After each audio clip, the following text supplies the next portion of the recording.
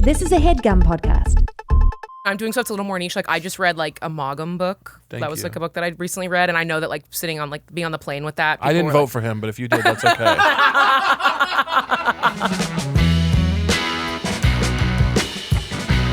I'm so glad you're here. This is my favorite podcast maybe ever. What am I in competition with? There's some weird ones. Okay. I mean, there's the classics. You've got Drew and Brittany are obviously up there. Of course. Love. I've heard a lot about them.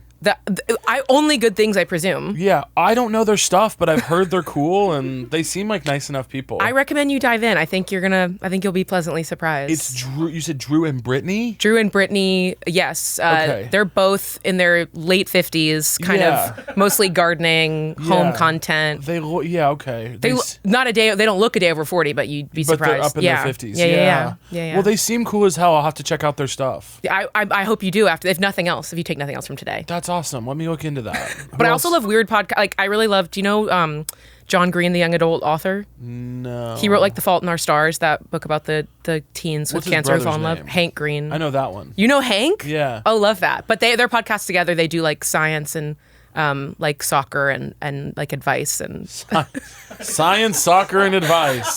That classic formula. Well, that was kind of the bit. They were like, what if they like John is really into English football, Hank's really into Mars, and they're like, what if we just did both of those? I know Hank only because I like to get blazed and watch philosophy videos on YouTube. Yeah. That's perfect. I'll get stoned and be like, human beings inherently good or evil? ? And those are the guys to go for those kinds of questions. And he did some kind of series about all that stuff. I've been obsessed with their videos since I was like 15. Like I'm very locked in on the Vlog Brothers, which is the name of their YouTube channel. Okay. But they also have a podcast, and that's kind of one of my plane. If I'm not listening to you on the plane for a podcast, I'm probably listening to John and Hank. I liked The Fault in Our Stars. It's a beautiful book and one of his best, which caused, I think, John some distress of being like, oh, I wrote my best book and now what type of thing. Yeah. But he's recovered. He's doing great work. He's fine. Do you think you've done your best song yet? Sometimes I worry. Like when I put out Wolves, which was my second single off my first album, a couple people said to me, like, this is the best song I've ever heard, which, of course, destabilizing for a 22-year-old. Yeah. And also me being like, I hope not. Yeah. I hope I do better and I didn't peak at 22. Wolves is a great song. Thank you. That's I do love reality. it. It's a great song. Thank you. Well, you and I have beef. Okay. Which is elaborate. part of why I brought you in here. So we can finally settle it? I want to settle the beef because you seem nice. I like you. We're friends. I do a good job of branding as nice. People think you're nice, and I do, but we have beef because you won't make Darling Killer into a single. You have this snippet from TikTok that I have sent you. I've gone so far as I've sent this to people you work with. I've sent this to your collaborators and said, why isn't she doing this one? It's a great question. At the end of the day, I post so many snippets. They're all run together. You're on there. Maybe if they let you cut the ribbon. I knew you were going to sing today. I went insane and I said, I know Caleb's going to start singing. No one's free of me singing on this show. Well, I was just talking about, I don't know if you coined this or you're just like a keen observer of this, like that all musicians wish they were comedians and all comedians wish they were musicians. Correct. You brought this up and it's very true. Yeah. And I feel like we should just Freaky Friday kind of switch. We have a special little love story going on, comedians and musicians. Yeah, and I pointed this out to someone yesterday and they were like, I feel like there's a similar symbiosis with rappers and basketball players. Absolutely there is. And I loved that observation. And I'm like, that's so crazy that like among entertainers, there's like everyone's got like a secret second life that they want. I think it's rappers and basketball players. I think it's actors and football players. Oh, really? Yeah, Who I are think the so. famous ones of that? Oh my God, Bradley Cooper. Oh, okay. Yeah. I'm trying to. Every city has them, like Paul Rudd, Okay. Everyone's got like some actors that are obsessed with their football team, and I'm in a way that I'm like, you'd like to be out there. You want to get the pads on and get out there. You'd like to be out there. I had never thought about that. Because I will say also, not to blow smoke for musicians, but I find a lot of actors, even ones that aren't comedic actors, also wish they were musicians. Everyone in the world wishes they were musicians. Which is as a musician, that's crazy. That's hilarious. Because it's not like, it's a great job. I love it. Full disclosure, but also like it's not for everyone. For sure it's not. That's why I'm not doing it. I mean, you could at any moment drop of a hat. You drop an EP. You know what? And Line of Best Fit is like they're getting the review out. You know what? The Clash is getting in there. ID's getting in there. Golly. Paper Magazine. All the I know all the indie publications. Don't worry. See, yeah, don't worry, indie publications. Jensen loves you as long as you love her. Let's keep it cute. The love is there. Yeah. I love those guys. I love that. You have a new record coming out? I do. Yeah, and you're excited about it, I'm sure. I am over the moon. I kind of can't believe that it's actually finally happening. And Brad Cook produced it. Brad Cook produced. Can we talk about Brad Cook? I'm obsessed with Brad Cook. I could talk about him all the time. When I first started talking to my label about the new album, they're like, we're going to send it to 2 producers. We're going to send it to Aaron Dessner, famously of The National, and Brad Cook. Yeah. And I was like, I would be so thrilled with either of these outcomes. And Brad was kind of the one that raised his hand and was like, I really like this. I want to make it. Yeah. And I got on the phone with him, and immediately the vibes were great. But he lives in North Carolina. He sure does. And they were like, yeah, you're going to go down to North Carolina for 10 days and you're going to record this. And I was like, golly gee, I hope it works out. Yeah. Gosh darn it. I really hope this works. Golly, I hope I'm not in North Carolina and not having a good time. I hope I'm not having a bad time and making bad songs. And like the very first day that we got there, it was me and my managers, and I brought my little brother to play keys because he's my keys player. And this, from the very first moment, I was like, oh, this is a love connection. Like this is my guy.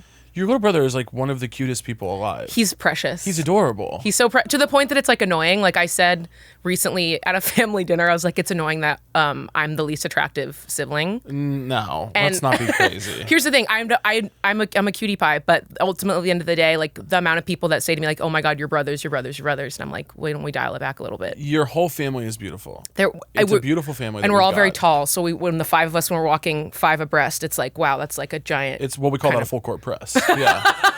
When your family walks together, that's a full court press. Indeed. There's a pick and roll. Yeah. Okay, sports. Yeah, come on, sports. I know you know your sports. Come on now. So you go to North Carolina. Yes. You make the album with Brad, who Yes. I just adore. Well, because he did the Waxahachie album. He did, he's done Suki Waterhouse's stuff. Yes. For people who don't know, he did St. Cloud. He did Tiger's Blood with Waxahachie. Works a lot with Bon Iver. Yeah. Another fave. I just love Brad. He's so cool and like another tall. He's like 6'4". Big guy. Huge big guy, and like immediately like comforting, inviting presence. Loves a good scent. I'm very into like perfume and candles and stuff. Yeah. And he has a candle locker in his studio, just like full shelf of like the most beautiful smelling candles you've ever seen in your life. Yeah. And just like an amazing environment. Like he's just so smart. He's so quick. He knew exactly where to take the record, even when I didn't. And like it was, I say it felt like summer camp, like the 10 days that we were down there. Yeah. I fell in love with Brad. I saw him, I forget the order of operations, but there was a time where we were both in New York and he had come to a show of mine. Oh, wow. And whatever, but not because of me. He came with a friend. But that's not when I fell in love with him. I fell in love with him because I watched him at Public Records they did like an album thing for Katie's album, and it was him and Katie and Allison talking about the record, and the way that he talked about Katie, my friend, the way he talked about her and her brilliance and their making of the record together and the like absence of ego. Yeah.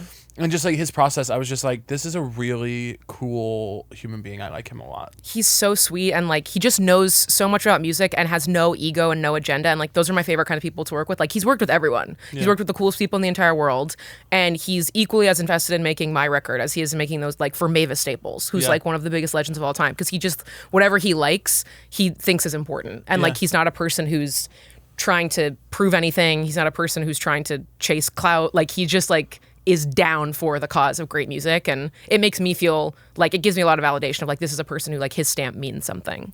Do you want to know one of my top 5 live music moments? I would love to know this. I don't know if I've said it on the show or not. I might have, but it happened in November. Okay. I went to see Nathaniel Rateliff and the Night Sweats. Oh, lovely. Who I love, at the United Center in Chicago. And couple tracks in, it was great. I was there with Kevin and Liam, and we were having a great time. And a bunch of other friends had showed up. And then a couple songs in, he brought out Mavis Staples. Whew. And they did Friendship. Oh my goodness. And first of all, I immediately, he goes, ladies and gentlemen, Mavis, I'm sobbing. And so I'm sobbing. He goes, ladies and gentlemen, Mavis, I'm sobbing. I'm weeping. And then he brings her up, and she walks up there, and she's so fucking just legendary. Yeah. And it's Chicago, and it's Mavis in Chicago. Yeah. And it's United Center in Chicago has so much meaning to me, and she's a Chicago legend. And I just was like, whoa, I can't believe this is happening. And then they do Friendship. And I'm with my buddies, and I woke over at one point, and just everyone I can see is crying.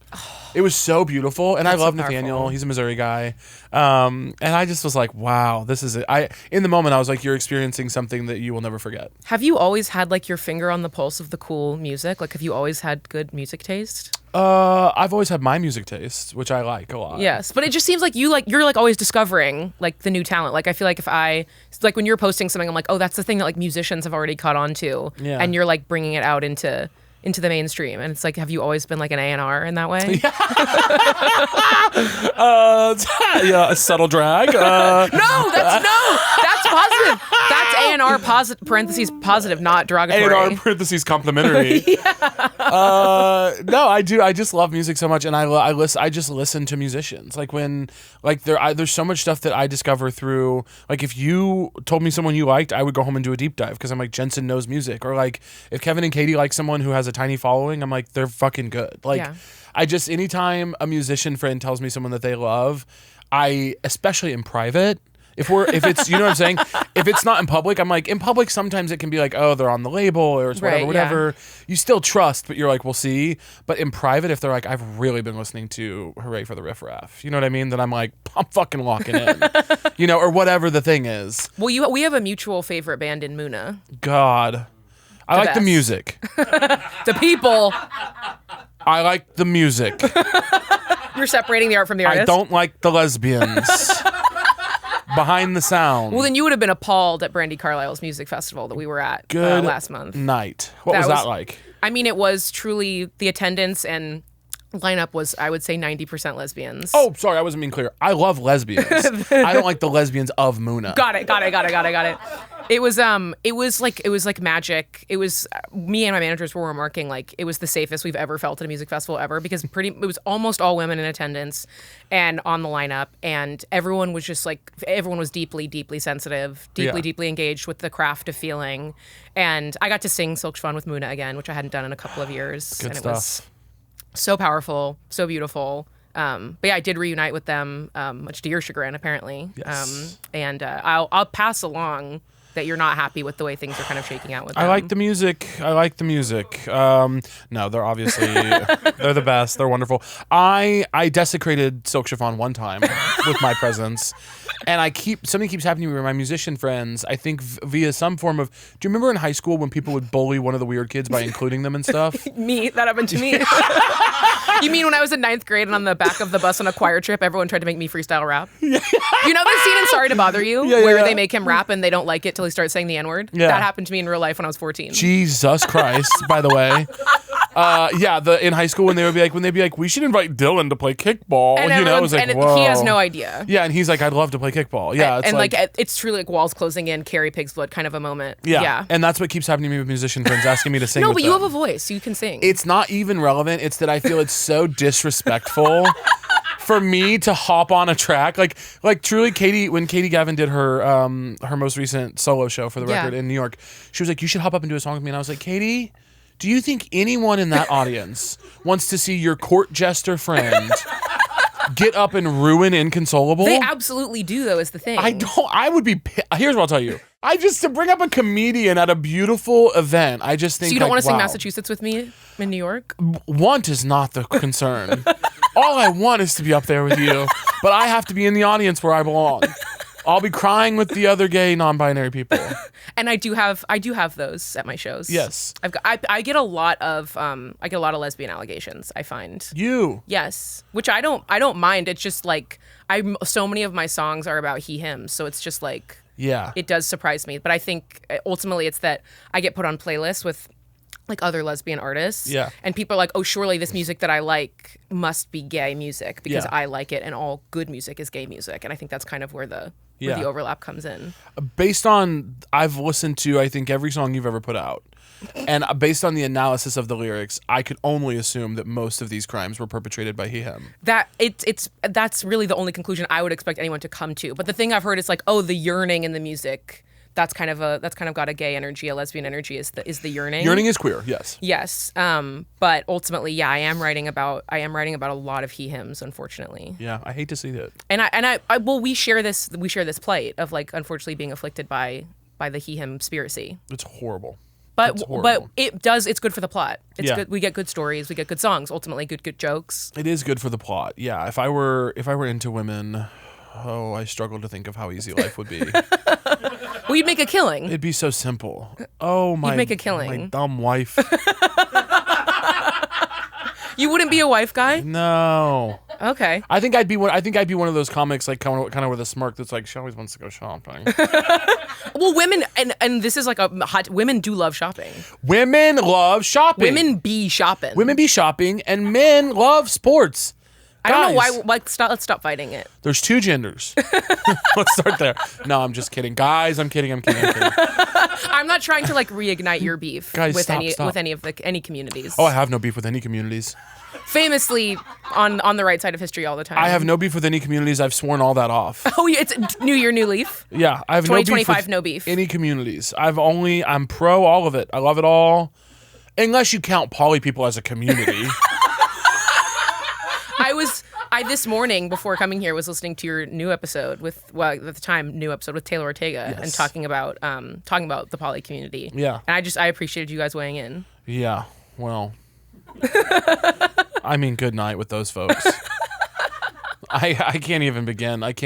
Who has the time or energy? We run a tight ship. We've got a busy schedule. Yeah, we've got a busy on. schedule. I can't have boyfriends plural. I struggle to think of singular boyfriend. It's for me hard to imagine singular boyfriend as well. You seen somebody right now? No, I'm like it's fun for me to be like there's actually no one. Nice. Like I don't have to be coy and be like, well, but there's like literally no one. I might go on a date on Saturday. Nice. What's their deal?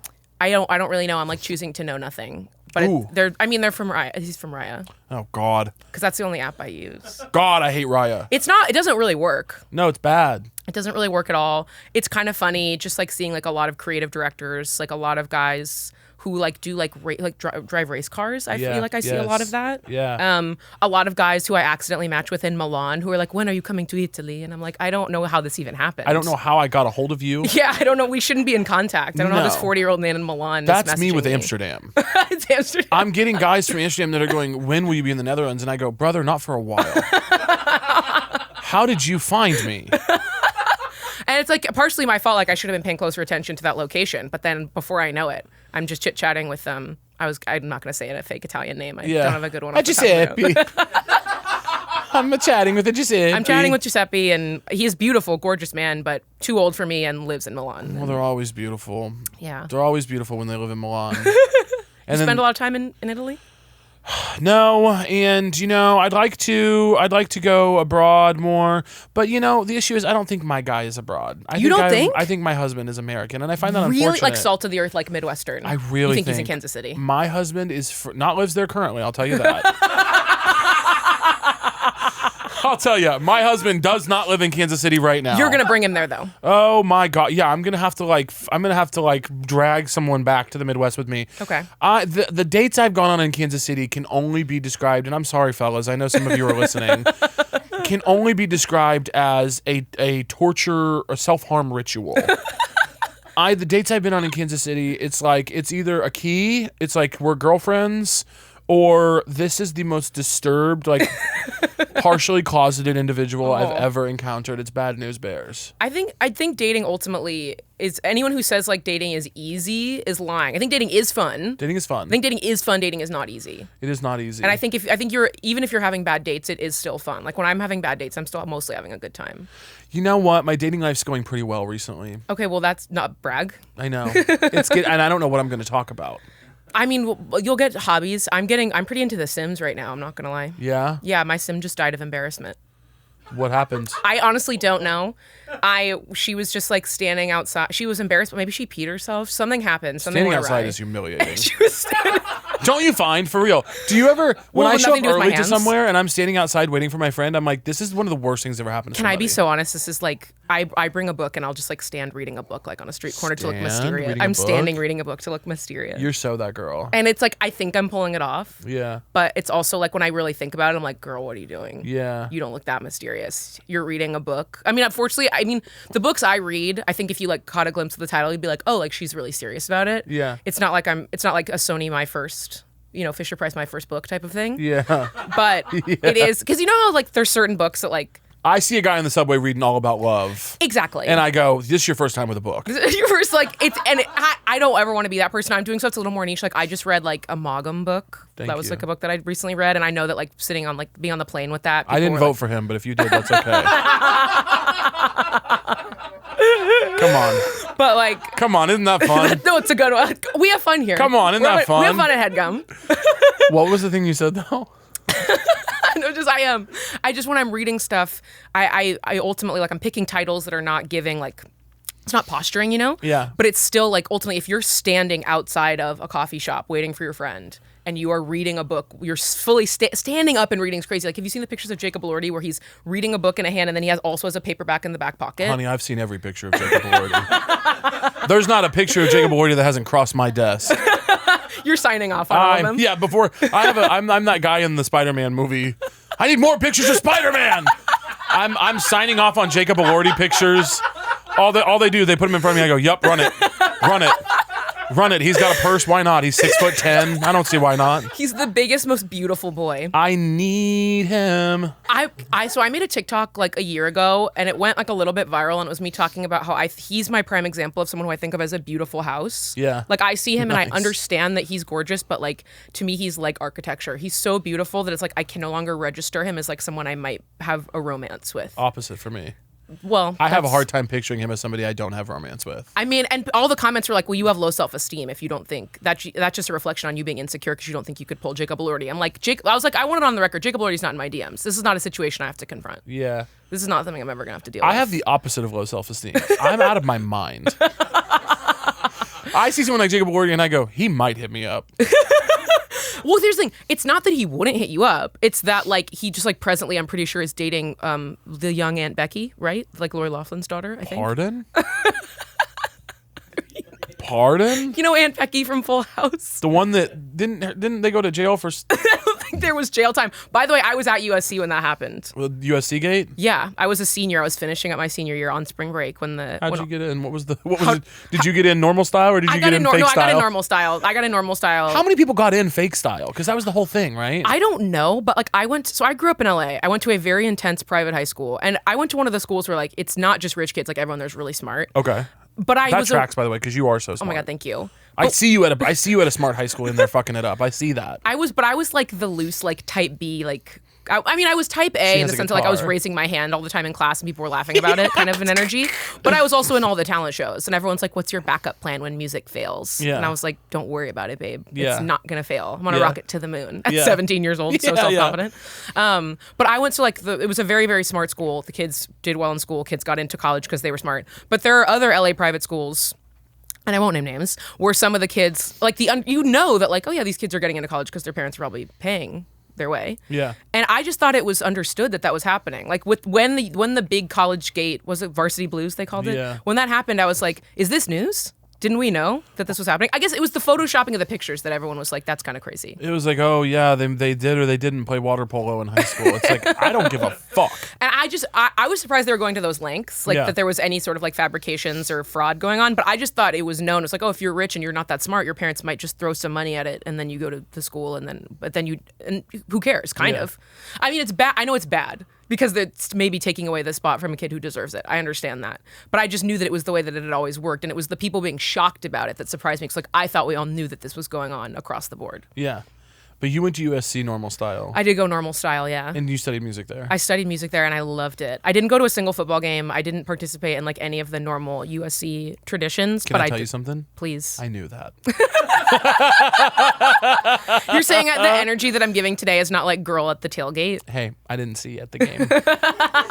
No, I didn't see you at the game. You went to college football games, surely. Yeah, but doesn't that feel a little, doesn't it track a little bit? I mean, I know not in a complimentary way. I know you love football, so like you going to a college football game makes sense. You can see me. By the way, I didn't care much about our college football. I didn't like going to the tailgates because the food sucked and our college football team sucked and the guys who went sucked. Were you doing like face paint and stuff? Like no, were you like fuck no.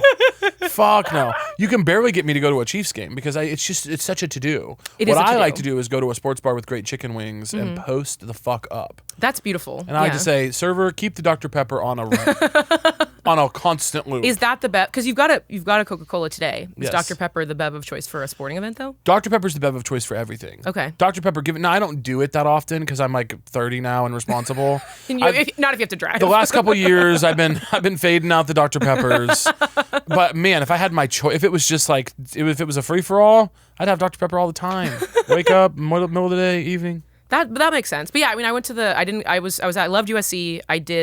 But it was very much like I was in the music school bubble, and like I didn't really. I mean, I knew a lot of kids in the film school. I knew our mutual friend Jeffrey James, a fellow headgummer. We met at improv auditions freshman year of college. Of course, by the way, Jeffrey James, a gorgeous, funny man who is doing something. He's up to something. He's up to no good. I never see him anymore. I'm like, I just trust that he's alive and doing something. Well, we lost touch for many years, and then a mutual friend reconnected us last year, and now he's up to his same old tricks. Is he? He's really up to his same old tricks, just goof arounds. I went to get breakfast in LA this morning. I stopped to get breakfast before I came here, and the little girl they had working the counter there, the young lady, the young woman at the counter there, the young broad, she goes, "I know you," and I go, "All right." I'm like, "Do you want a picture?" No, she goes, "I met you. You're friends with Jeffrey James." Oh. I go, "Well, we know each other." No, I'm kidding. She goes, "You're friends with Jeffrey James. I met you guys the day that you bought matching hats." And I go, "Oh yeah, we did do that." Was it like the kind of hats that like the propeller hats? What kind of a matching hat are we talking about? That was a slur, just so you know. Just so you know, that was a crazy slur for comedians. Ultimately, yeah.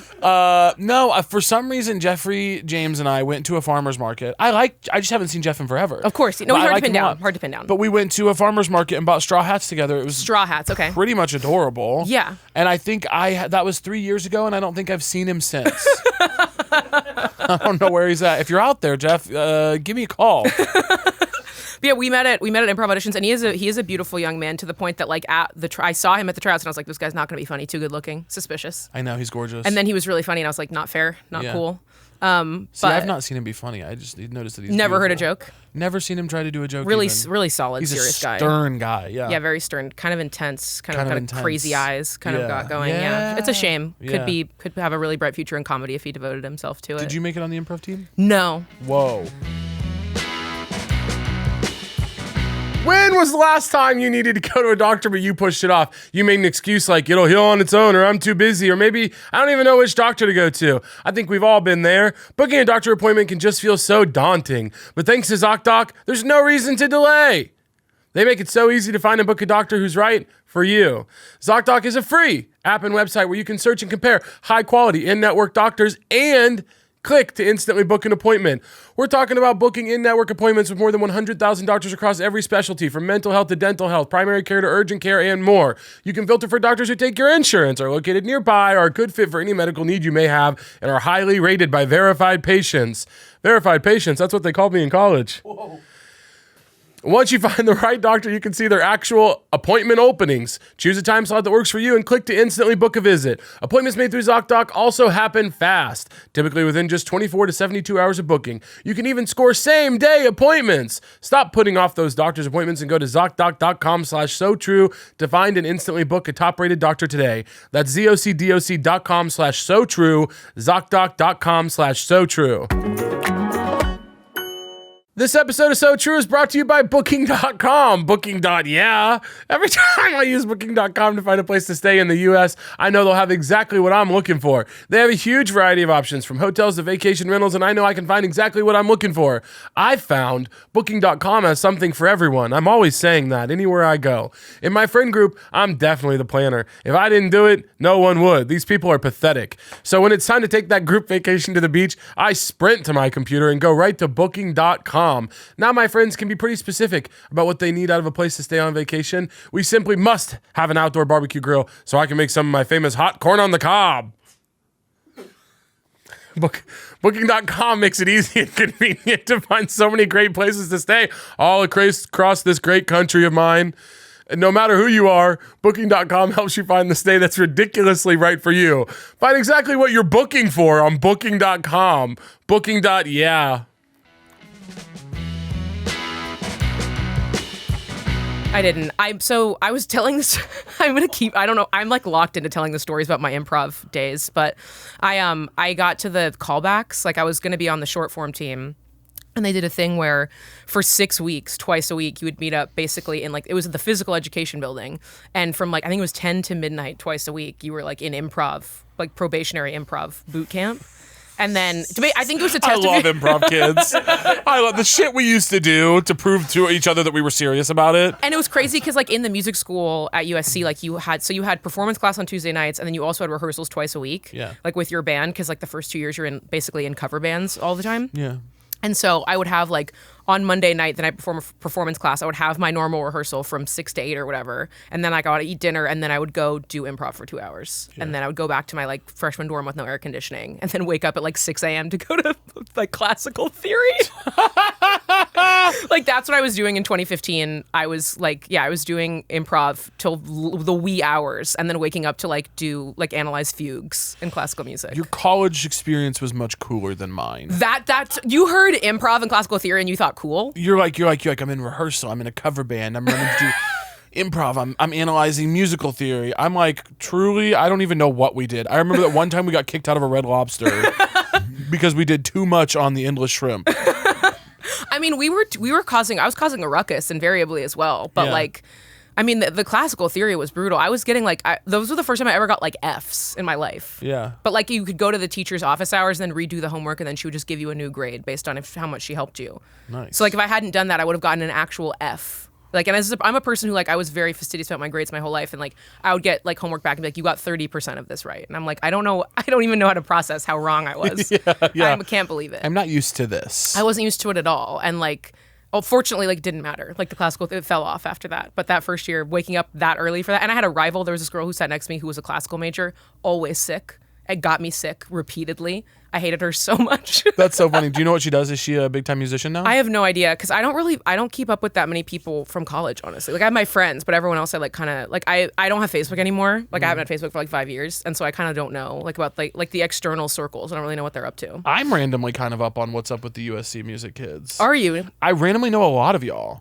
I guess so. It's like it's just the LA of it all. I've run into a lot of USC music. We do mostly stay in LA. It's pretty interesting. Yeah. I learned that USC had something called music. I learned that you guys had a music major at USC when I moved here. I was like, I didn't really know you could study that at college. Well, the popular music program, which is what I was in, which I don't think all of the Munas did it. I think Naomi studied something else, but Katie and Josette were in the music school as well. Brian was in there, Lou was in there. Yeah, all those guys. And it started in 2009, so I was only like the 6th graduating class or something. Yeah. But yeah, it's a pretty new thing, and they've like modeled other programs like around the country based on it, I think. But I was obsessed. I was a devotee, real teacher's pet. I go back and speak there all the time. Nice. Which like I fantasize about, of course, like being a precocious 18-year-old. I was like, I can't wait till I'm on that stage giving a speech. I'm gonna come back and really teach the class. I'm gonna have an impact. I wanted to so badly. There's nothing I wanted more, and I still want to be a professor. Like I want to get a master's degree and be a professor. Yeah, I see that for you. I've got my professorial shoes, my very professorial collar. You'd be a cool music professor. Thank you. I'd be like, let's go. I'm going. Would you teach comedy? Oh, I do every day. Every day is a master class. Kids, take out your pencil and take notes. Caleb's class is in session. Everyone listening, there will be a test. Would I teach comedy? Yeah, I love teaching. I love teaching in general. I'd rather teach something that matters. I'd rather teach like comm theory or anything else. You don't think having a laugh in this day and age that having a laugh is medicine? I think if you need to be taught how to make people laugh, you should go do something else. Is what I think. But there's such a difference between like I'm not to brag. I'm being funny now, but like I couldn't get up on stage and do stand up. I bet you could. I tried to sit. I have one joke. I have one stand up joke. I'll give it to you. I had this one joke that I run sometimes. I'm not that consistent of a runner, but I had this idea of like doing a bit where like I'm running in the park and like it would be horrible to discover a dead body, but like if on the news they referred to me as a jogger, I'd be like, oh my god, like people know me as a jogger. I like that premise a lot. That's my only, and that's all I got. That's a good premise. And I was like, I don't think I could get 5 minutes from there. But you don't necessarily need 5 minutes out of it. You'd see what comes of it. I think I'm somebody who, there's a lot of stand-ups who are like, no more stand-ups. We don't need people doing stand-up. I'm the opposite. I'm like, everyone can do stand-up. You really think? Go nuts. Not everyone's going to be good at it. Right. But I think with enough work, you could, I think people imagine stand-up and they go, oh my God, I'd just die if I even had to do it. I'm like, no, you would do really badly. Right. And then you would get over that. And then you would have done something really good for your soul, which is learned how to fail in front of people and not feel like your life was over. Yeah, that's true. Because with music, like it's very rare that you're getting on stage, like obviously you practice for stand-up, but when the first time you get up to do stand-up, you don't know how it's going to be received. With music, it's very easy. Like you get up there, people are going to clap politely. Like there's no way to people, I mean, I guess you can get a polite laugh, but you can't like, it's a much more involuntary reaction. And if your stand-up is bad, people are not going to really let you get away with it for the most part, especially not in LA, not in Hollywood. In LA? Yeah, try again, honey. What's the album like? Tell me about the album. I mean, it's somewhat similar sonically to the first one. Like, it's a lot of organic instruments. It's all like a singer-songwriter vibes. But like thematically, just like I grew up a lot. Like my first album I say it's like my coming of age kind of, and it's like about me growing into myself and discovering my identity like in college. And then this album is much more about relationships, because I had my first 2 relationships like back to back in my mid-20s, and they were both like incredibly transformative and insane. And I just had no choice but to document them, which is like kind of crazy to be like, it's about my breakup, but because like every album is, but it's like for me it's like in a different and interesting way. I wrote a breakup album in a way that other people failed to. I'm kind of touching on some stuff that everyone else is afraid to say. I mean, ultimately, I've been thinking about like what are funny ways that I can pitch this album, and I think one of the biggest things is that it's ultimately about like how you should only date men from New England at your own peril. Yeah, I've heard that. I mean, I wrote Massachusetts for a reason.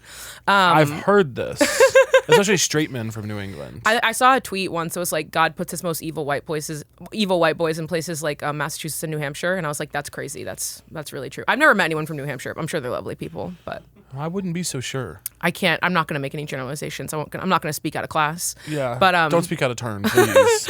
I'm begging. It's about me processing those relationships and ultimately realizing like not like what doesn't kill me made me stronger per se, but like what didn't kill me, like, couldn't get me this time.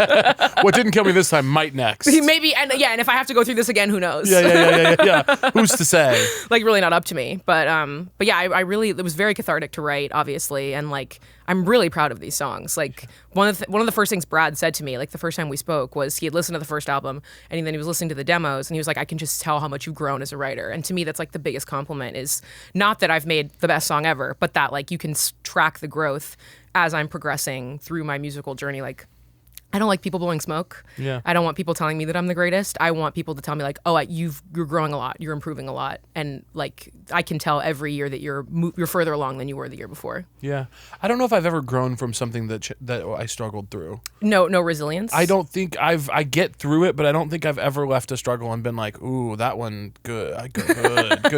You know, every struggle I have, I go, that should never have happened to me. Well, ultimately that's how I feel. This podcast is sponsored by the crisp, refreshing Angry Orchard. Listen, guys, there's a litany of things that we shouldn't get angry about, but let's be honest, sometimes it's hard not to be a little pissed off. For example, don't get angry that your beloved sports team keeps blowing leads in the fourth quarter. Don't get angry that you just stubbed your toe like the furniture has a vendetta out against you. Don't get angry when autocorrect changes a word to something ludicrous, ridiculous, silly, or zany. Instead, get an Angry Orchard and feel good. Okay? Feel chill and refreshed. Not getting pissed off, but just having a tasty orchard. Angry Orchard is the #1 hard cider in the country. It's naturally refreshing, delicious, and has just the right amount of sweetness that makes it the perfect drink when you're looking for something a little different. Grab an Angry Orchard cider today. Don't get angry, get Orchard. Please drink responsibly. I've been looking to find the best deal on concert tickets, which is why I want to give the sponsor of today's video, SeatGeek, a huge shout out. There are more than 70,000 events listed on SeatGeek, including concerts, sports, festivals, and more. Right now, you can get tickets to the recently announced Beyonce, Kendrick Lamar, and SZA tour, and more. I love using SeatGeek. As a frequent concert goer, it's been great to have all my ticket buying needs all in one place. And this app they have is so easy to use. Look at all these great upcoming shows in my area. SeatGeek has your back. Each ticket is rated on a scale of 1 to 10, so you know you're getting a good deal. So look for the green dots. Green means good. They like to see me scrolling the app in the ad. Green means good. Red means bad. Plus, every ticket is backed by their buyer guarantee. And you know, I came through for you guys. You can use code SOTRUE10 for 10% off your next set of tickets at SeatGeek. That's 10% off any tickets with promo code SOTRUE10. Make sure you click the link in the description to download the app and have the code automatically added to your bank account so you can use it later. Thank you, SeatGeek.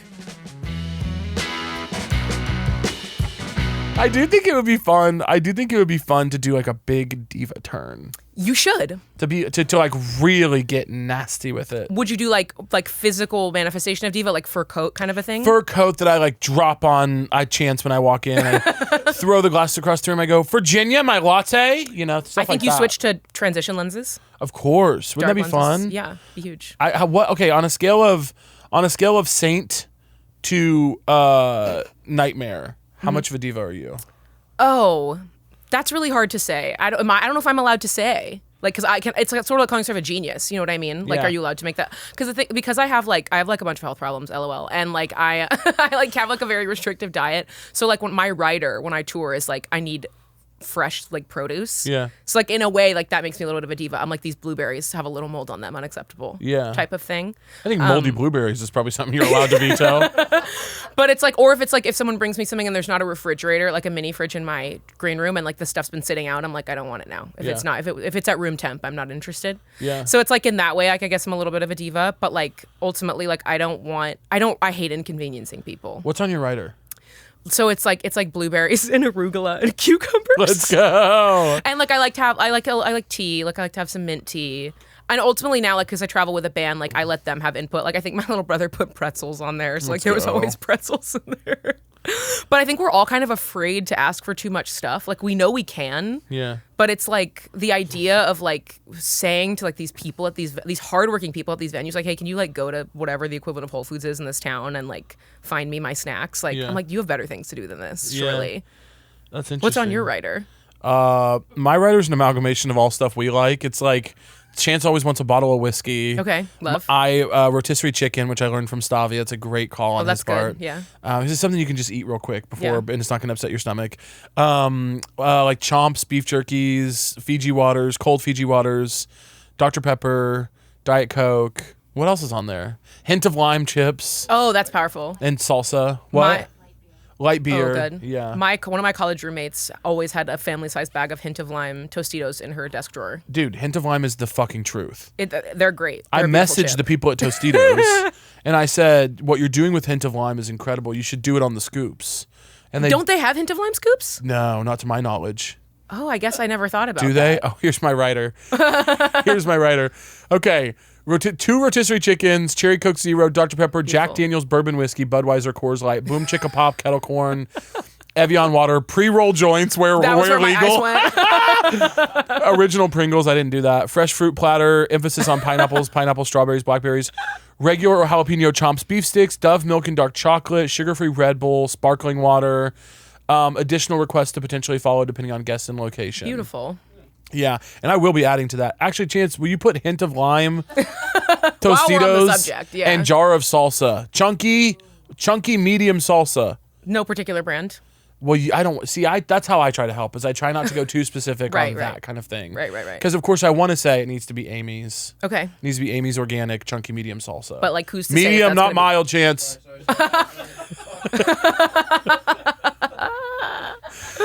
But yeah, I don't want to say if they don't have Amy's, you don't need to go to a second store. I'm like a regular guy. You're just a down-to-earth, salt-of-the-earth Midwesterner. I'm a regular guy from Missouri who likes his Hint of Lime chips. And that's beautiful. And that's where it does have to Do be you Hint like of the lime Lay's?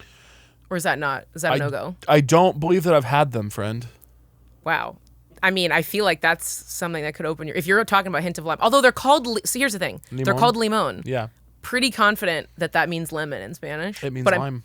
I thought lima meant lime. Nice. I was just saying something. I'm in Spanish lessons. I'm taking Spanish lessons. Spanish lessons. Shut up. Yeah. Oh, my God. I met a guy at a party in Mexico City, Ernesto, and he goes, would you want to take Spanish classes with me on Zoom? And I go, yeah, how about every week? I'm doing Spanish class every week, but I went on like a website and like found a tutor from Peru. Her name's Luciana. Shout out Luciana. I don't know if she's watching. Do you like her? I picked her because her photo looked like, I was like, oh, it looks like we'd be friends. Yeah. I filtered like tutors. I mean, you can't actually filter for it, but when I was looking, I was like, I want a young lady who looks like we'd have a key. Like that's what I want. Yeah. And now I'm worried she's younger than me because when I first hired her, I assumed we were the same age. And then in our last lesson, we were talking about podcasts, and she talked about listening to a podcast when she was like 12, and I was like, wait. What do you mean? Like a podcast that was out when I was in college. And I was like, wait a minute. Are you like 23 years old. Like, that's disgusting. Obsessed. So I don't know. That stresses me out if she's much younger than me, because I really thought we were the same age. That is stressful. I ultimately don't know, and I feel like it's rude to ask. We should practice Spanish together sometime. We absolutely should. I'm really bad. I'm honestly pretty good. I believe that, and I'm working on it. And Ernesto is being very patient with me. Did you have any knowledge of Spanish before Ernesto? Un poco. Okay. Vale. Igual. Yeah, a little, just a tiny bit, because here's the issue. I really hate that the American education system, at least where I grew up, treats the foreign language like it's a requirement, but it's like a joke. Yeah. Like they're like, oh, pick a Spanish name and we'll have chips and salsa one day. What was your Spanish name? Gustavo. Okay. Gustavo, because I thought it was cute. Mine was Juanita when I was young, and then when I got to middle school, I didn't like that name, so I changed it to Julia, which ultimately, I started talking to people who are like actually like fluent in Spanish, and they're like, we'll just call you your actual name. You don't need a Spanish name. They're like, hey, yeah. But like, that's a thing that your teacher made up. My 7th grade Spanish teacher was German. That's the thing, is they don't take it seriously. So that's an unserious thing to do. That's an unserious thing to do. Or like, God love her, but Miss Polly was not locked in. Like, I'm sorry. I don't even know how much she'd traveled in Mexico. Like, I feel that, yeah, it was a big joke. And I hate that, because when my mind was more elastic, I could have learned this. And I think it's humiliating to only know one language. It is. Well, here's what's interesting about it is true, obviously, that when you're young, it is easier to learn a language. However, when you think about it, like, you look at a 7-year-old and like, oh yeah, this 7-year-old is bilingual. They're not that good at either language. Yeah. You know what I mean? Eat them up. Yeah, get them. Hit them again, Jensen. Hit them again. Like if I think about myself, like, because I got really good at Spanish in high school because I took AP Spanish Lit. I got as far as I was like reading Don Quixote and writing essays about it. I was pretty good when I was 16, and then I just stopped speaking it for like a decade, and now I'm picking it back up. But like, me speaking it now, I would say that I'm probably about as good at speaking Spanish as like a 5 or a 6-year-old. Yeah. But I'm like, because I'm an adult, like it's like, oh yeah, you're not that good at learning languages. But it's like, ultimately, like, if you give me 10 years, I'll be able to speak like a 15-year-old speaking Spanish. Nice. And it's like, but it takes a 15-year-old 15 years to get, you know what I'm saying? Yeah. It's like, there is some elasticity in the brain there, but also we're just not giving ourselves enough credit. Nice. And so I think that it's ultimately like, we need to just go a little bit easier on ourselves and be gentle in this crazy big blue marble. That was a way cooler perspective than mine. No.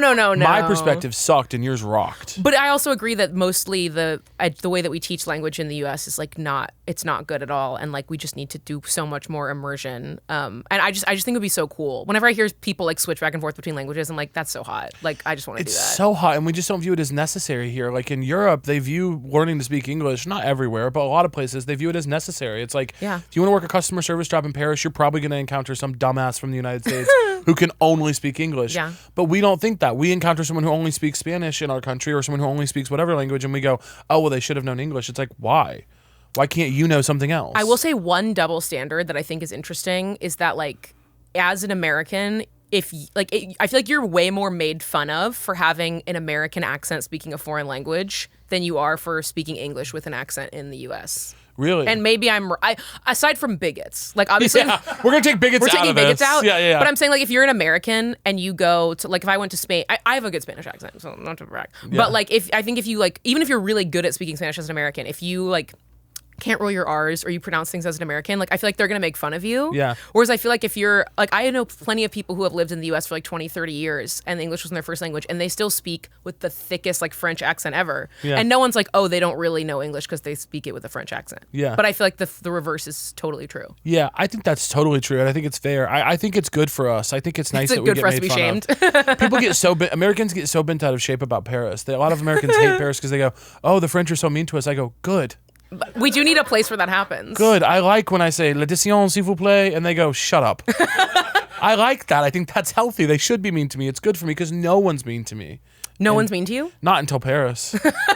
That's a great chapter of the memoir too, Not Until Paris. Not until Paris. They treat me like dog shit over there.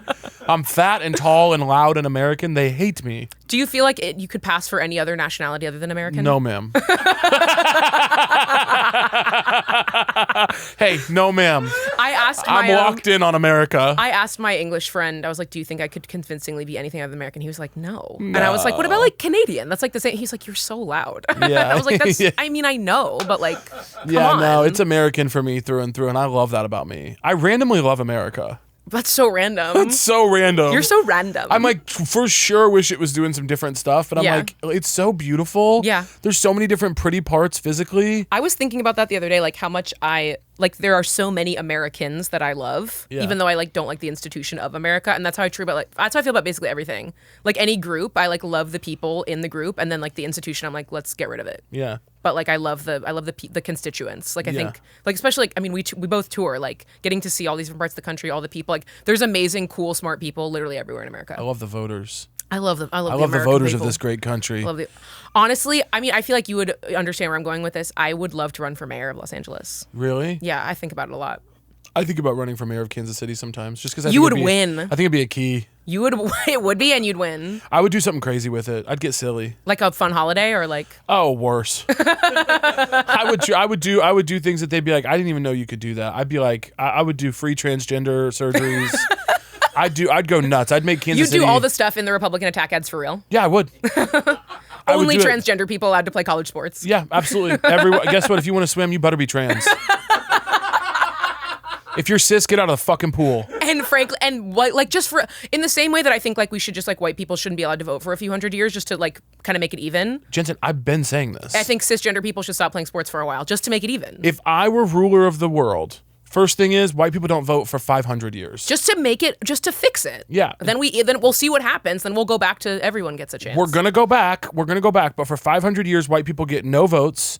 I think that'd be sick. And people go, "Oh, you have white guilt." No, I don't. I think it's just logical. My dad's thing is he's fine with white people voting and stuff. His reparations is he thinks black people shouldn't have to pay taxes. That's his thing. I think that's sick. I think he's right. He he has a lot of wacky ideas. I take it a step further. I say no one pays taxes. Get it out of here. Okay. And black people, what could we do for black people? Yeah, Whatever. go on record about it. Yeah, I'm thinking about black people right now. Nah, give black people whatever they want. Whatever you want. Yeah, Black people, get in the comments. Yeah, whatever you want. Whatever you guys want. Yeah.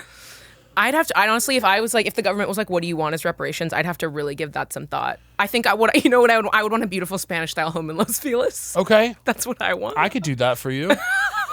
If I was in charge, I would do that. That'd be beautiful. That's what I'll do if I get made president. I'll go individually to black people. And just everyone gets a wish granted. Yeah, and say, what is your thing? And you say beautiful Spanish style home in Los Feliz, I go, consider it done. And then my men go and seize one from a white. My henchmen go and seize a white family out of Your army of baristas go seize them. Yes, I send 25 they thems down there to evict a white family. And you move in same day. Beautiful. Same day. Wow, it's efficient. Same Love that. day, yeah. Yeah. Well, these are non-binary people. They're on the They clock. can lift. When they're on their meds, shit gets done on time. This is sort of related. I came up with like the genie 3-wish paradigm.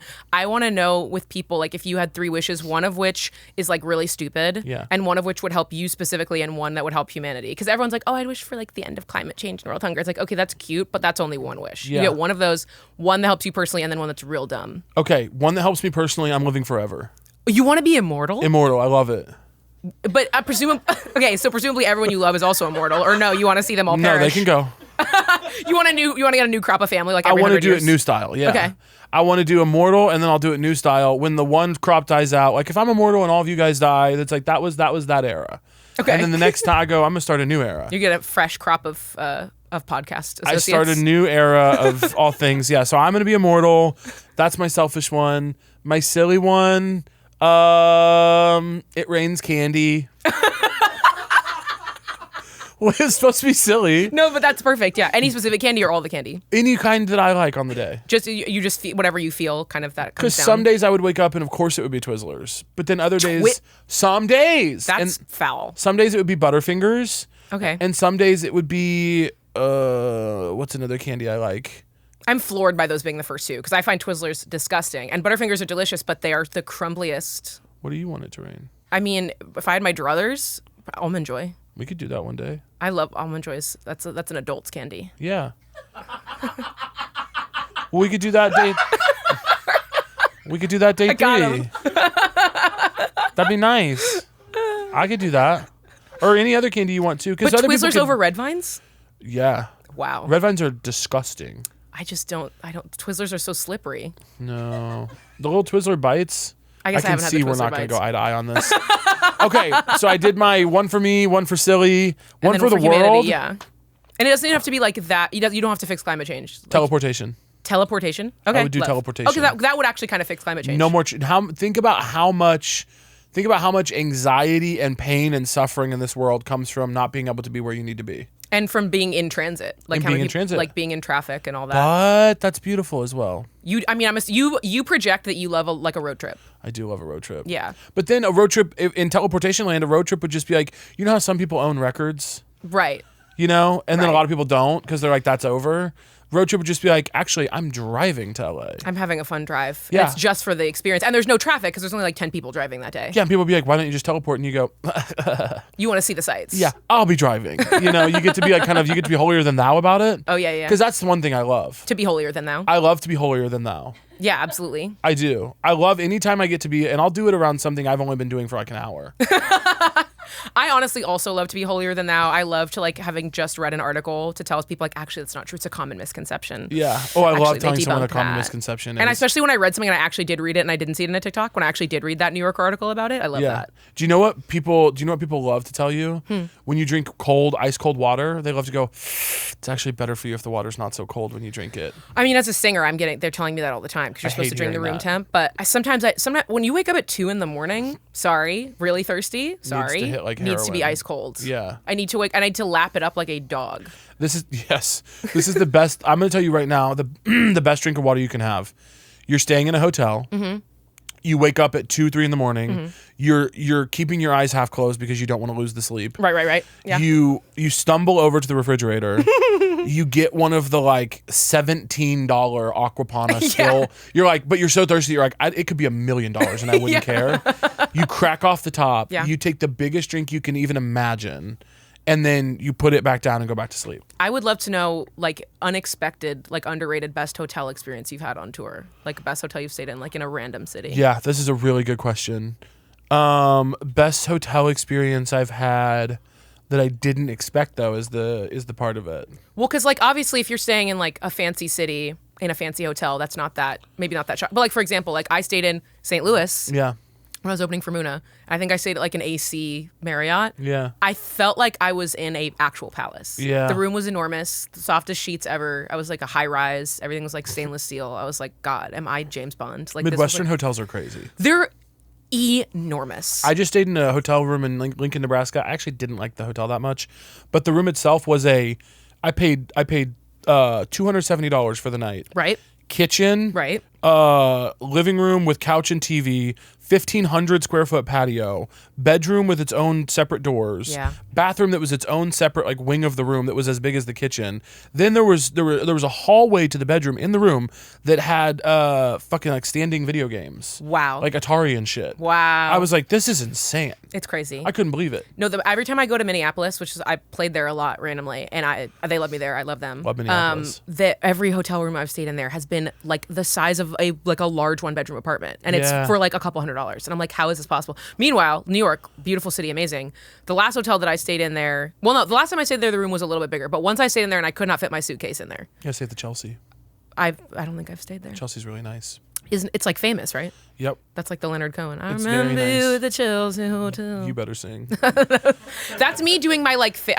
Whenever I like, if I'm singing like kind of casually, I have to like pretend to be bad. You know, Yeah. that's like the rules. It's why I don't do karaoke. That was beautiful what you just did. Oh, thanks. And you were barely trying, which makes me sick.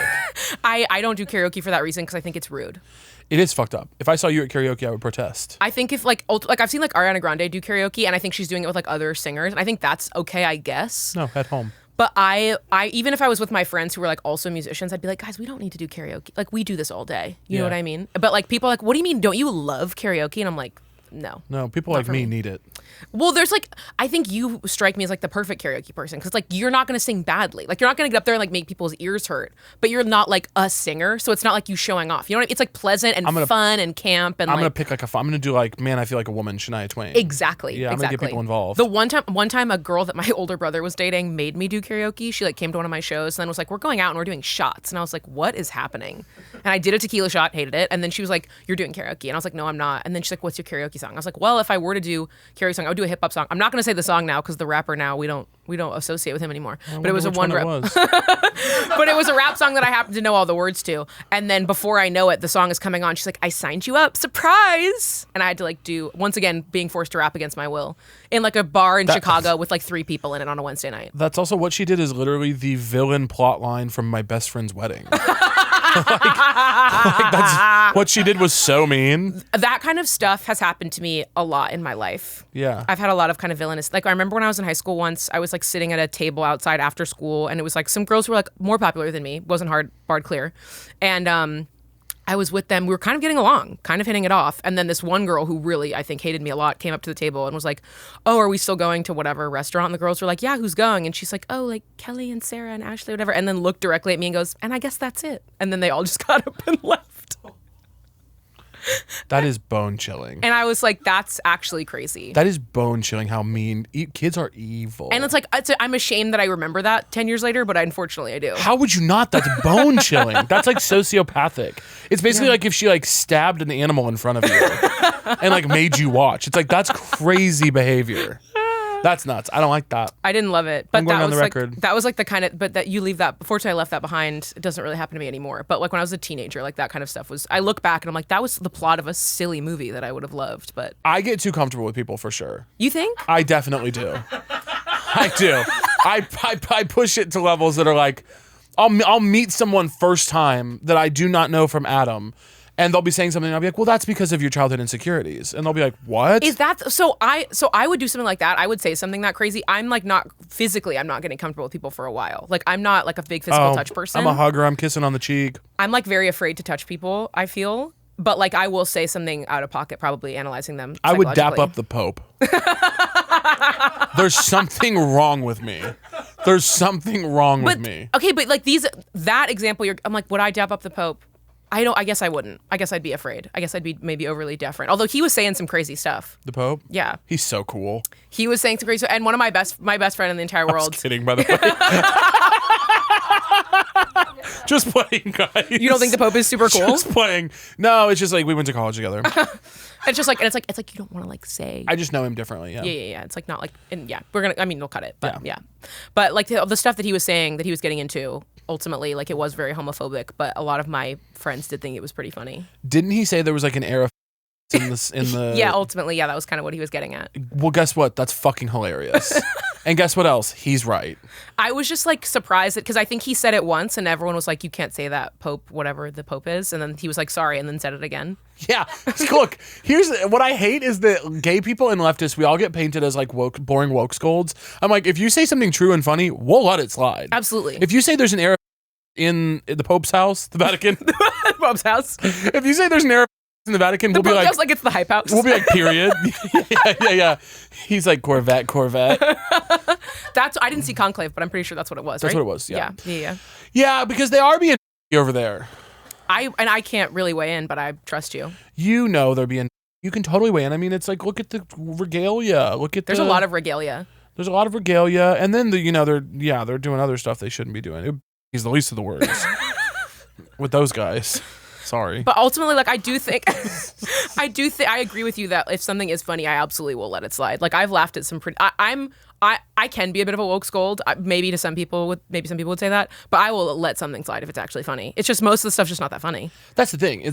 That's most of the people that are like, oh, you can't get away with anything anymore. I'm like, no, you suck. I know plenty of people that are getting away with stuff. I've heard some homophobic stuff in Missouri from some farmers at a Casey's gas station. They got a laugh. I was like, brother. When you got me, you got me. I'm like, hey, broken clock twice a day, huh? There's definitely been some stuff. There's some comedy about black people that I've definitely gotten. And again, it's like there's like these people that I want to reference. Like we don't associate with those people anymore. But there's been some bits. There was one comedian who did a bit about like black people really liking watching magic and like black people's reaction to magic. And that I was like, you're right. You're not wrong about that. I've seen the Chris Angel episodes. Black people love that. They do. We do love magic. Yeah, there's a difference between being hateful and making observations. Yeah, I think is the real tea. But I will say, it's a you give a mouse a cookie situation where sometimes you let someone slide a little bit. You know, you let a straight person make a homophobic joke once or twice because they nailed it, and then all of a sudden they get too comfortable. They're queening out. Yeah. Absolutely. Isn't that the ultimate? Isn't that the end goal of society? We're all queening out. Well, but they're queening out in a way that's like you got too comfy. Yeah. You need to be a queen to queen out. You do need to be a queen to queen out. Don't queen out when you're not a queen. And we are giving out the queen cards. We're the authorities. Well, I'm handing out queen cards all of a sudden. It's I'm planning a queen out. I'm planning a queen out. No one in here's a queen. Give me back the queen card. The hell is open and all the queens are here. Exactly, that's what I'm saying. There's a lot of people playing queen in here when I was trying to actually queen out. I've considered this a queen out. Oh, I would hope. This is our Lincoln sleigh. I hope so. This is our queen out. Lincoln for build. Sure. Our Lincoln build. We are linking and building. Yeah. You didn't ask me to help out with the record at all. If I could go back in time with a time machine, where would you have kind of seen yourself slotting in? Backgrounds? Yeah. Okay, love. There were some moments that I was like, the backgrounds were a little low for me, so I feel like you probably would have. 15 feet from stardom. Yeah, exactly. That's where I'm trying to be. And you know what? Background vocalists, those are always the ones with the best voices. But don't I know it? Yeah, I feel like you would know. I'm locked in. I feel like you know all the background vocalists. I had such a fun moment the other night at a concert. I was at a concert. I saw Hippocampus in Brooklyn. Oh, Nathan Stalker, the guitarist. He's the guitar player on my record. Okay, well, let me tell you something. You can pass this along to Nathan. There was an individual in the back, tall black person. I do not know their name. I need to look them up. At one point, they were playing a tambourine. Mm-hmm. I turned to my friend and I said, the individual in the back left, I can tell you right now, they're going to play 5 other instruments and they're going to be the star of this show. Yeah. And about one track later, that person picked up a trumpet and did a solo that I'm not kidding, I turned around to strangers and said, are you kidding? And the rest of the show, every time they picked up an instrument, I was like, that is what I'm fucking talking about. And you know what? You're actually so right on the money with that observation, because a tambourine is like the hardest thing to play. Yes. And so a person who's picking up a tambourine and doing it well, that's a superstar. And when I see a multi-instrumentalist in a band and I know that they got brought on tour because they can play 7 things, it's not because they play 7 things okay. It's because they play 7 things incredibly. Yeah. And I say, that person, they're going to get a moment. And they're effortless about it. Yeah. They're not bragging and they're not weird. And it's just like literally they look like sometimes they don't even look like they're exerting any energy. They're just like, oh yeah, just kind of effortlessly, perfectly on beat with this tambourine right now. I'm like, how do you, they'll take something off and put something on I've never seen before. It's astonishing. And I sometimes wish I was one of those people, because I'm not very good at playing either of the instruments that I play. You play piano and guitar. Yeah, and I'm not that good at either of them. I don't play either.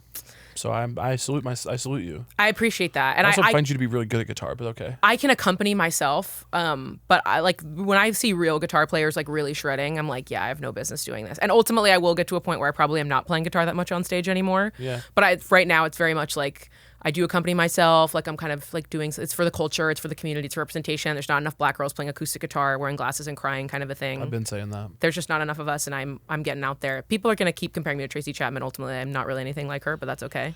Yeah, I don't really understand that comparison.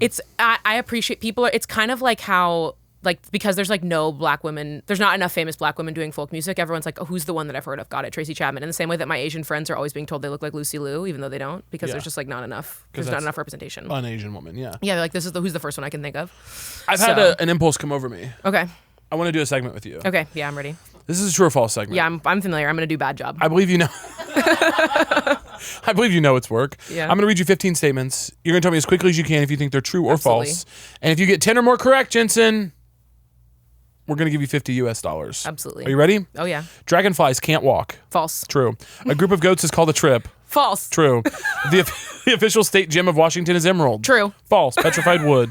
There's no such thing as Diet Dr. Pepper. False. False, there is. USC's motto is let whoever earns the palm bear it. False. True. The chicken is the closest living relative to the T-Rex. True. True. From 2010 to 2017, every tweet was archived by the Library of Congress. True. True. The iPod Touch came out before the iPhone. True. False. Harvard Westlake School sports team are called the Badgers. False. False. It's the Wolverines. The Wolverines. Flamingos can only eat when their head is upside down. True. True. SpongeBob SquarePants debuted in 2003. False. False. 1999. Exactly. Joni Mitchell was born in Canada. True. True. Mars is the only planet in our solar system to rotate clockwise. True. False. It's Venus. Both male and female turkeys gobble. False. False. Only male. The world's biggest pyramids in Mexico. False. True. How'd she do? 8. Ah! I did better than I thought. You did great. I did way better than I thought. You did really Because I was good. just really following impulse and instinct and vibe. You were tapped into source. Yeah. I felt. I was talking to spirit. You were talking to spirit. Yeah. You were in connection and conversation with source. Yes. Jensen McRae, I have a question for you. Yeah. What is so true to you? Caleb, I've given this a lot of thought. The thing that's so true to me is that I don't think we should call it internet stalking when the information is publicly available. Come on! I just don't think if someone has a public profile, if I'm getting that information like a honest American, that's not stalking. And that's a real lover girl, by the way. That's a real lover girl speaking. Lover girls. Sorry. People don't love anymore. People aren't watching anyone's high school debate videos from 2012 anymore. Yeah. And that's why we're in this situation. I have found some crazy shit on people that I'm dating. I've found, same. I know what your high school prom date did last week for dinner. I am locked in a way that, and it's not all the time, it's just when you really get in the zone. Yeah. And you need to know something about someone. Well, I found that it's funny because that's kind of my litmus test of if I actually care about someone is how curious am I? Because I was talking to this guy a couple months ago, and part of the reason I realized that it wasn't going to work out is I had zero curiosity about him. He posted a lot on the internet, and I didn't look at any of it. Yeah. And I was dating a guy for a couple of months last year. He did not use social media. There were 2 interviews of him on a red carpet of a short film festival from 2018, and I watched them every day. I'm completely addicted to you. And I'm sorry, that's not stalking. It's on a public YouTube channel. Sorry. Yeah, it's not stalking to find something that exists. It's just I can't help myself. That's where my feelings about. Oh my God, beautiful, gorgeous. Yeah. So. And the people who are down bad for you are finding that photo and they're locking in on it. It's so funny that Chance's pointing this up because someone sent this to me this morning. To what? Why? A friend sent me. So we'll put this on screen in the episode, I'm sure. But Chance has pulled up for whatever reason. A picture of me in a youth group or a youth organization that I was in high school. Mm-hmm. With Bring those glasses one back, of those by the people way. is dead now. It's not funny. It's just true. Oh no. And I don't know about the other ones. Well, I know they're alive. I don't know what they're up to. Someone sent it to me this morning and said, "Oh my God, I was Googling you to try and find a piece that was written about you recently, and I found this instead." And it was I can't imagine why this comes up ahead of a recent coverage of you. Yeah, I don't know what they were looking for. Yeah, or I'm doubting doubting that story. Yeah, In the same way that one time I posted something and someone messaged me, it was I can't believe you would write this about me, and I was like, why have you seen this? Oh, someone sent it to me, and I'm like, no, they didn't. You looked this up. I got caught. I got caught one time, and I actually can't even talk about the details of it because I know that they listen to the show actually. Mm-hmm. But I was in a situationship, and I was doing some internet searches. Yeah. And a thing happened that shouldn't have happened. There was a like or a touch or a tap or something. Yeah. And I got caught in some disturbing sleuthing. It's the level where you're 2011 deep in something. Mm-hmm. And I actually didn't scroll all that way. I clicked on it from a link from another thing and got a text message. No. Got a text message about it. Can I just say that person's behavior, they're actually the problem? Because what you need to do in that situation is take the W. Yeah. What you need to, and go, wow, he liked my post from 2011. Yeah. Down bad. Obsessed bad. With me. Nice. Love it. Yeah. And I'm going to take that and put that in my back pocket for a rainy day. I'm not going to address that. Yeah, he was pretty upset. That's crazy to me, actually. He didn't like it. By the way, he's in the wrong. I'm sorry, but him calling you out, him texting you about it, he should have been flattered and taken the W and moved on. I think so. If I found out that whenever someone has done something like that to me, I never address it. I'm like, oh, cute. I'm living rent free in your mind. Sweet, love it. Sweet, I love that for me. I kind of love that. Yeah. That brought me a lot of shame. I'm here to set you free. I'm gonna Brene Brown this, and I'm gonna say no shame. Free me. Yeah. Free me. Get me I'm out of there. Glennon Doyling, and I'm Brene Browning, and no shame allowed Brene here. Brown. Where the hell is she? I think she was at the. Wait, no, she wasn't at the festival, but she's around. For some reason, I thought you were gonna say the Grammys. I think she was at the Grammys. I don't know. That just really cracks me up. But yeah, I love to do some internet stalking and sleuthing. I hope people are doing it to me. I think I give them a lot of content to do so. Every time someone new follows me, I'm looking at my Instagram again just to kind of get a fresh eyes on what they're seeing. When you have a crush, do you ever watch back your own stories imagining that you're them? Yeah. Well, not only am I doing that. Do you? Not only am I doing that, I'm watching my own stories all the time, imagining that I'm any number of people. So yeah, being like, oh my God, so and so just followed me. Watching it, going, how would I feel about him from this? Yeah. I do that sometimes. I think that they should. One of my biggest complaints to Meta. I mean, I've got a lot of issues with Meta as a platform, I guess. But my biggest note is that you should be allowed to search your story viewers. Yeah. Oh my God, I've been saying this. Because at the point that we're at, again, not to brag, but we have enough followers now. If you get 10, 20,000 views on a story, they're not showing you all 20,000 of the people, and sometimes like you're not seeing the people who you care to know are viewing it. Yeah. There needs to be a search bar so I can check, hey, did this person see it and it just got lost, or have they not in fact seen it? And sometimes they'll show you who liked it, but then when you go back and look at it, they'll show you a different crop of people who liked it. Exactly. And I'm like, well, where is he? I just want to be able to. I got to a point. Can I say this down bad thing? When in my last like situationship, I would screenshot every time he liked my story or one of my posts. That's crazy. Yeah. Yeah, and I like just, that. Just to look back on a rainy day. That's really. And I had beautiful. to, when we stopped seeing each other, I did have to delete all those screenshots because I was like, this is really humiliating. Yeah. That's crazy, and I love it. Yeah. I like to be crazy over someone. It's nice. It's fun. I don't know if I have the capacity for it anymore. I think I may have lost. I really am. I've stopped. I think I may have lost the oomph. I mean, I say that, and like famously, whenever I'm like, yeah, I'm like kind of over love, like I can't do it, then I'm like literally days away from like falling madly in love. So like, who knows? But I really feel in this moment like I don't know if I have the capacity to be insane about a man anymore. Well, men are such an undeserving sight. But I love when I am getting insane and I get to write a song. It's like, oh my god. But it's kind of sad because like when I write a great song about a guy, I'm like, oh, it's gonna end now because I realized that was the reason he was brought into my life so that I could write this song. Yeah. Yeah. He was brought to you by Source. He was brought to me by Source so that I could write Massachusetts, unfortunately. Unfortunately. Yeah. And now I have to never speak with him again. Yeah. That's my plight. Yeah. But ultimately, it's going to keep happening, even if I say that it's not. That's beautiful. Have you ever had something end well? I mean, like, it depends on, like, your... Like, no, I guess not, because I'm single, right? So, like, nothing's ended well. No, I'm saying, like, do you remain friends with any of your... Yes, one friend, he knows this. When I was... When I was in college, I was obsessed with an English exchange student, like absolutely obsessed with him. And we became friends. We were friends for like a year. He dated other people. And then we dated for like a month. And then I was still obsessed with him for like a year after that. And we like had a big fight because I was like in love with him. And he was like, I don't want to do this. And then we like patched things up and now we're like best friends. And he knows like all the love songs in my first album were about him. He knows that. I sent them to him and I was like, don't you love this? And he was like, oh my God, so sweet. We were so cute. It's great. He was like, oh my God, that was so cute of you. I didn't feel that way. No, here's the thing. For the window of time that we were seeing each other, he was like definitely locked in. Like he was having a great time. But he was like in America for like a couple of months and then he had to go back to England. Classic. So like we were not going to be together, but I was 21 and I was like, we can be in a long distance relationship from LA to London. He was like, what are you talking about? He was like, hey, no, we can't. He was like, I'm poor. Yeah. I can't afford to fly to Los Angeles Ever. to see you. Again. I'm like, he's like, I may not, like he didn't come to Los Angeles, I think, for another like 3 years. Yeah, he's like, I can never come to the States again. Yeah. We can't do this. So he was like, absolutely not. That's not happening. But no, yeah, he's like one of my oldest friends. We talk all the time and he's a real sweetheart. And so he's like the gold standard that now whenever I date someone, I'm like, maybe it'll turn out like this again. And then it never does. Yeah. Unfortunately. Yeah. Ultimately, like everyone is like the guys I date do get very jealous of him when they hear about his existence. So it's probably for the best. I don't have like a little crew of like former lovers. Are you a jealous person? Yeah, kind of. Really? Not like excessively. I think I maybe everyone thinks this. I think I'm the healthy amount of jealous. Like, yeah. I think like I'm not like I love the idea of like a guy that I'm dating having female friends. Like I think he should. Yeah. And like I don't think that like flirting is cheating. Yeah. But like I also like I don't think that if there's any activity that you and I could be doing together, I don't think you should be doing it alone with another girl. Probably. Yeah. Like if you like I hate camping. And like I went camping with a boyfriend once and I hated it. But I'm like, you can go camping with another girl, obviously not alone. But like it's okay if you don't invite me to do that because you know I don't like it. Yeah. But if I loved camping and you went with just another girl. Exactly. I'd be like, why? Yeah. That's mean. Yeah. But I think I'm the normal amount. But I mean I know there's people out there who are like so cool and non-monogamous and are like, yeah, you can do whatever you want. I don't feel that way. Yeah. Interesting. I'll get sad if you kiss someone and also are kissing me. Yeah.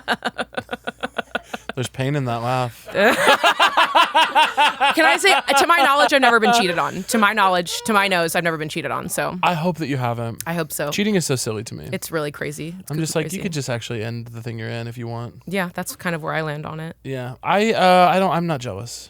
Really? I don't think so. That's great. I've never been in a serious enough thing, I don't think, to be jealous, to give credit to jealous people. But I don't really feel jealous when I have dated people. If they're flirting with someone else, I'm like, well, if you want to be with them, you could go be with them. Well, that's kind of where I am at. Is like there's nothing I can do about it. You know what I mean? Like me being jealous is only going to push you away. Me being jealous and me being possessive is just going to make. If you weren't going to cheat before, now you're going to.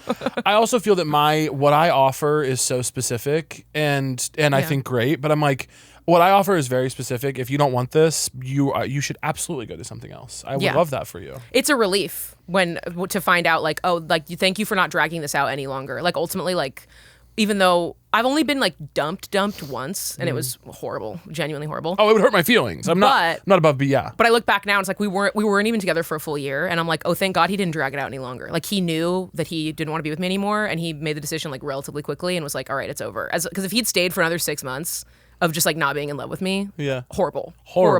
And thank God he didn't. Yeah, I'm always counseling friends on this when they're like, yeah, I know that I need to break up with them, but I think I just have to like let it get through Christmas. And I'm like, no, not another holiday. No. And I got dumped right before Christmas. And let me tell you, I did have to give those Christmas presents to my brothers, but at least we didn't have a fake holiday where you were pretending to love me. Sick for your brothers, by the way. Yeah, they got a really nice, my brother got a really nice like aloe sweatsuit. Yeah. Yeah. Really sick to be your brothers in that moment. Yeah. I mean, there was a time, one of my brothers dumped a girl right before Christmas, and then I got her, I think he got her like also a sweatsuit that he gave to me. Okay, what's going on? That's kind of, yeah. I mean, there's no good time to dump someone. No. Right? So, but don't make more fake memories. Don't make more fake memories. That's the number one thing I would say. I always tell friends if they're like, yeah, well, it's just coming up on the whatever anniversary of their whatever with this, that. I'm like, no. If you know that it's over, end it. Yeah. Do not wait out some special thing where you go back and hang out with their family and they have one more round of pictures with you. Yeah, that's weird and bad. Stop it. I will say that my last like actual boyfriend that I dumped at like the beginning of May, and so he got to have hot boy summer. That was kind of actually really generous of me. That was so sweet of you. Yeah. So he was like pretty upset about it, but ultimately he did get to have hot boy summer, and I can't think of a better time to dump someone than like May. Yeah. So if you have to dump someone, you're thinking about it, I would say maybe May is a good time. I'm like, if you want to break up with someone in June, wait until the next May. Wait the full next year. Well, I would say May through July is okay. August is a little tough because we're getting closer to fall, and that's cuffing season, and that's a little bit sad. Ultimately, you are going to have to do it anyway. But if you're talking about like when's the kindest time to dump someone, I would say May to July. Yeah. Because then they get to go out and be crazy at a rooftop bar. Wow, I love that. Yeah. I absolutely love that. And so to your early question, like on a scale from like saint to like monster, like I am a saint in that way. Yeah. That I did give him hot boy summer. You're totally a saint. I've been saying that. Yeah. I've never been truly dumped by someone that I wanted. Like people have definitely ended things with me where I was like, yeah, I knew that this should end also. I think the first time, my heartbreak has been unrequited love. Oh, I've had that too. I wanted them and they didn't want me. Yeah. That's been the bigger majority of my heartbreak. But I think if I ever truly want someone and I'm enjoying the thing that we're in a lot and they break up with me, I don't know what I'll do. Caleb, I threw up.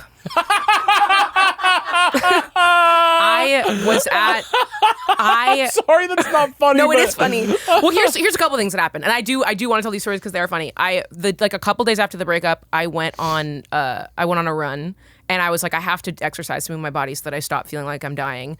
And while I have a running playlist like that is like the same like 5 songs looped over and over, that's like a good tempo to run at. One of which is Sex by the 1975. I was jogging in the park, crying, listening to Sex by the 1975. Oh, Jensen. And that, as it was happening, this was 2 days after the breakup, as it's happening, I'm like, this is objectively hilarious. But I can't laugh about it now because I am in pieces. Yeah. Objectively very funny. And then a couple days after that, I was out to dinner with some friends, hadn't been able to keep a solid food down, like I hadn't eaten a full meal in a week. And we're out to dinner with friends, and we're like sitting on the beautiful patio of Superba Hollywood, and I'm still not eating anything. And I'm asking them for advice. They're giving me terrible advice. Like literally, like I'm talking to this girl who I'm not close friends with. She's a really sweet girl, lovely, but telling me the worst stories ever about like how she went through a breakup and then got back together with the guy. And I'm like, that's not what I need to hear right now. And I start feeling like ill. And I realized what's about to go down. And I did vomit. Sorry, trigger warning, emetophobia. I did vomit all over the hallway outside of the bathroom at Superba Hollywood. That is so fucking funny. Not Superba Hollywood as well. Yeah. And I can't believe they didn't ban me, but my best friend who was there, and she retrieved me and like shuffled me out to the sidewalk and then went back in to like tell the staff, I guess, what happened. Not you standing in the lime green lights of Superba while they clean up your puke. And a waitress was like, what happened? And my friend was like, she's going through a really bad breakup. And the waitress was like, oh, thank God, I thought it was the food. Yeah, honestly, yeah. Like, oh, it's just heartbreak. We can handle that. She's fine. Yeah. But so if that is kind of what my response was to getting my heart like stomped on, and it's never going to be that bad again, fortunately. Yeah. It's never ever going to be that bad again. Yeah. But that's as bad as it gets. I mean, delicious shrimp cocktail at Superba. If you're not throwing up in the hallway, don't be scared to get the shrimp cocktail. And by the way, this was 2 years ago, guys. It's very clean there. Oh yeah, they've gotten the puke out of there. Yeah. Oh my God, dude. I had a friend in college who had the puking phobia. Yeah. Like even the mention of it. Mm-hmm. And I hated it. You hated the phobia? I hated hearing about it. I honestly, I feel, I don't get it. And like, I'm afraid of a bunch of weird stuff. So like, it's none of my business what people are scared of. Like I have trypophobia, the thing with the little holes, you know? Yeah. That one's really bad for me. Really? What does it do when you see the little holes It together? makes me feel like my skin's crawling. And like, it's like makes me itchy and it makes me feel like I'm going to jump out of my skin. Yeah. I didn't know that was real. So a friend once told me she had that. And so I pulled up a picture of little holes next to each other. That's actually, that's a slur. That's violence. Yeah. What I did was violence. I didn't know. I thought she was straight up. You thought she was kidding? It was the first time I had heard of it. I thought she was kidding. She was like, oh, when little holes are together, I just get sick. I was like, oh, Yeah. okay.